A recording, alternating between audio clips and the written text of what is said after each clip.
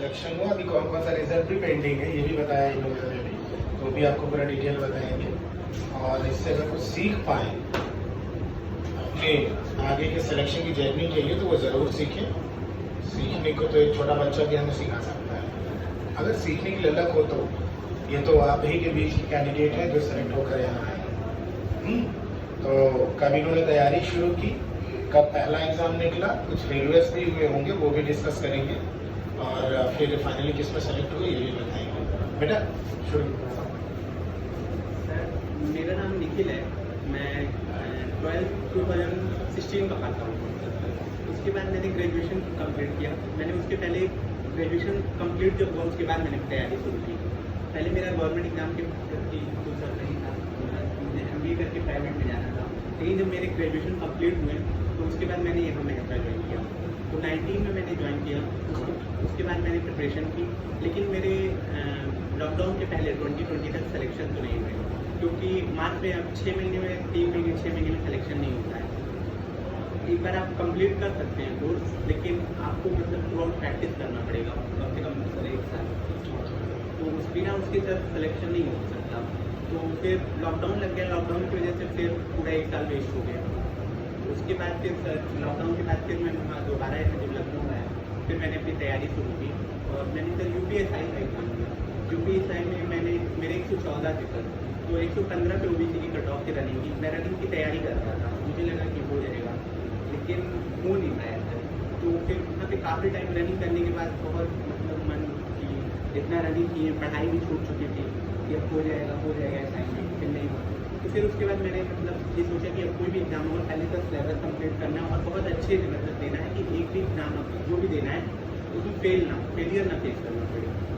फिर तो मैंने वैसे 2019 से मतलब जब ग्रेजुएशन कंप्लीट हुआ 16 to 19 ग्रेजुएशन चला, और 19 के बाद मैंने बहुत फेलियर देखे, जैसे जूनियर असिस्टेंट UPSC का जूनियर असिस्टेंट उसमें फेलियर, फिर और भी कई एग्जाम जो भी आए मैंने दिया। तो लगभग 5-6 एग्जाम में मैंने फेस किया। लेकिन जब ये 2020 SI के बाद मतलब 2021 के बाद पहला एग्जाम मेरा क्वालिफाई हुआ ये इलाहाबाद हाई कोर्ट का, और UPPCL एग्जीक्यूटिव असिस्टेंट का, जिसमें मैंने टाइपिंग दे रखा है, और उसका सर अभी रिजल्ट निकला है। और नहीं, इलाहाबाद हाई कोर्ट में मेरा सर फाइनल सिलेक्शन हो गया है। कोई बात नहीं, समझ रहे हैं, पहली बार लोगों को फेस करोगे तो होता है। मेरा final selection Allahabad high court में हुआ एज ए जूनियर असिस्टेंट, लेकिन और UPPCL एग्जीक्यूटिव असिस्टेंट का मेरा रिटन क्वालिफाई है, जिसका टाइपिंग का डेट आज आया था, लेकिन वो यहाँ पे लखनऊ में ही था। तो सर जो बिल्डिंग थी वो बिल्डिंग सील हो गई है, तो डेट पोस्टपोन हो गया। और केंद्रीय विद्यालय में भी जूनियर असिस्टेंट का मेरा रिटन क्वालिफाई अभी टाइपिंग दिया है 10 दिन पहले।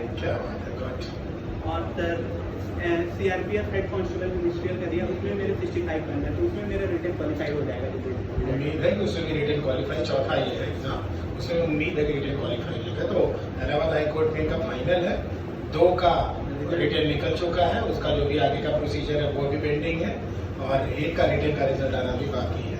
तो ये वही वाली बात है जो हमेशा हम आपको क्लास में नहीं कहते रहते, एक एग्जाम निकालिए। और सर SSC CGL का मैंने मेंस दिया, तो मेंस में मेरा नहीं हो पाया। मेंस में जो भी रिजल्ट आया है, चलो कोई बात नहीं, मतलब मेंस तक पहुंचे, ठीक है। तो मेहनत ही है वो रिवॉर्डिंग होती है। तो ये वही बात है जिसको इन्होंने फिर से बच्चा और साबित किया कि भैया एक एग्जाम में सिलेक्शन लो, उसके बाद आगे रिटन एग्जाम निकलने की लाइन लग जाएगी, फाइनल एग्जाम में भी होने की लाइन लग जाएगी, ठीक है। ये तो आपके मेहनत पे ही डिपेंड करेगा। ये इलाहाबाद हाई कोर्ट वाला एग्जाम कब दिया था सर? ये मेरा दिसंबर में हुआ था। दिसंबर को? किस ईयर में? इसी सर 2022 के 2022 दिसंबर में, और अब रिजल्ट आ गया। मैंने 2020 मतलब लॉकडाउन के बाद से मतलब मेन प्रिपरेशन शुरू की। इसके पहले क्या थोड़ा भटकाव वगैरह हो गया था, फिर मन नहीं था, मेरा मन नहीं लग रहा?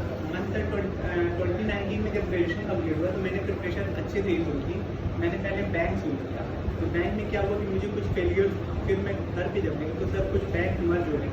तो गांव में जाने के बाद सर बहुत मतलब लोग डिमोटिवेट करके बैंक में ऐसा है केवल एक एग्जाम दे पाओ, मतलब बहुत तरह के लोग जो कि मेरे साथ के लोग सर जो उसी में थे सर वो सिलेक्शन भी पा गए। लॉकडाउन में RRB में एज अ बैंक भी हो गया था 1 साल की प्रिपरेशन में। लेकिन सर मैं घर गया तो लोगों का सुन के और पढ़ाई ना करके डिमोटिवेट होकर मैं भटक गया। तो आप जिस चीज़ में लगे उस चीज़ में अगर आप लगे रहेंगे तो पक्का आपका सिलेक्शन होगा। ये तो सर मैं देखा। पिताजी क्या करते हैं? सर वो तो फार्मर है।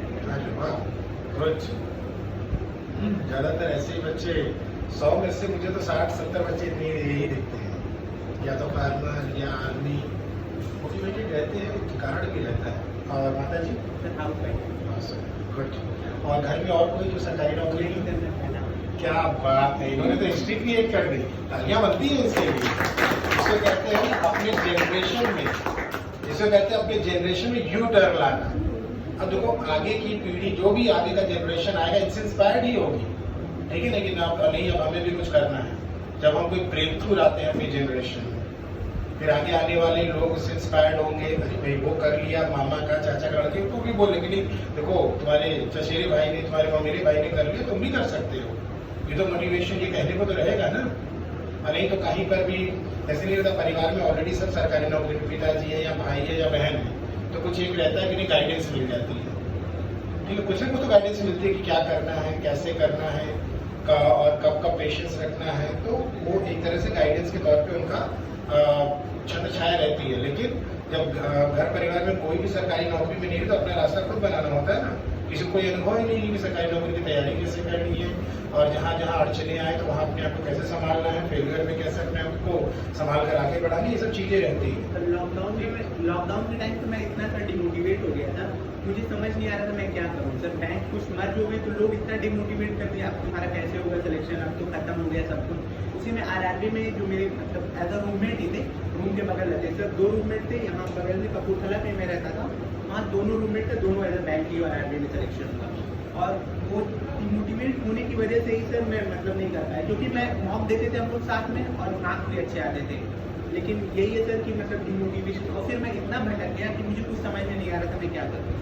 तो बस यहाँ पे ये ऐड करना चाहूँगा, जो इन्होंने बात बोली है, वैसे भी डेटा अपने आप बता रहा है कि कोविड में बहुत बच्चों ने सिलेक्शन लिया है। कोविड के पहले जो तैयारी कर रहे थे ना, उधर कोविड में उन्होंने अपनी तैयारी जारी रखी और कई लोगों ने सिलेक्शन लिया है, ठीक। तो जब आप, तो देखो पढ़े लिखे हो आप लोग, जब कोई बातें कुछ कहे ना, तो उसका आधार क्या है, बेस क्या है, वो पहले देखो।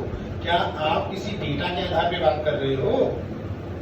क्या केंद्र सरकार ने या राज्य सरकार ने ऐसा कह दिया कि मर्जिंग हो गई तो अब पोजीशंस नहीं है, अब मिलेंगी, या फिर अब नौकरी नहीं मिलेगी, ऐसा कुछ कहा था क्या? निराधार बातें हैं, सबकी अपनी अपनी मानसिकताएं हैं, वो अपना बोलेंगे। तो जब भी कोई कुछ बोले ना, सबसे पहले उसको, उसके आधार को खोजो। क्या इसको, इन बातों को सत्यापित करने वाला कोई डेटा है उनके पास? पूछो उनसे, क्या सरकार ने ऐसा बोला है? नहीं बोला है। केंद्र सरकार ने, राज्य सरकार ने, या कोई ऐसा ब्लॉग आया है, इसका रेफरेंस क्या है, क्या वो ऑथेंटिक है, ये सब चीजें। तो कभी जो कहते नहीं, अफवाहों से कभी घबराना नहीं चाहिए। अफवाहों से घबरा जाएंगे तो अपने आप को डिमोटिवेट कर लेंगे। और ऐसे बहुत सारे बच्चे होते हैं जो आस पड़ोस और चीजों से, लोगों की बातों से घबरा जाते हैं कि अब क्या करें क्या न करें। लेकिन फिर भी इन्होंने वापसी की और अच्छा पोजीशन पाया, अच्छी जगह गए, अच्छा लगा, ठीक है। केंद्रीय विद्यालय में भी हो जाएगा और मेरा यूपीपीएससी का टाइपिंग मेरा प्रिपेयर है, जब भी होगा तो सब हो जाएगा। अब इनके पास ऑप्शन रहेगा, अब संस्था इनको नहीं सेलेक्ट करेगी, अब ये संस्था सेलेक्ट करेंगे कहाँ जाना है। वही वाली बात जो हम बोलते हैं, बैंक आपको नहीं सिलेक्ट करेगा, फिर आप सिलेक्ट करेंगे किस बैंक में आपको जाना है। अब मेहनत ही आपको ये सब ऑप्शन देती है। किसी को कुछ अगर एक दो पहली हो तो कर लो, कोई समय भी हो रहा है। एनीवन, तुमको कुछ पूछना था बेटा ना, बोलो।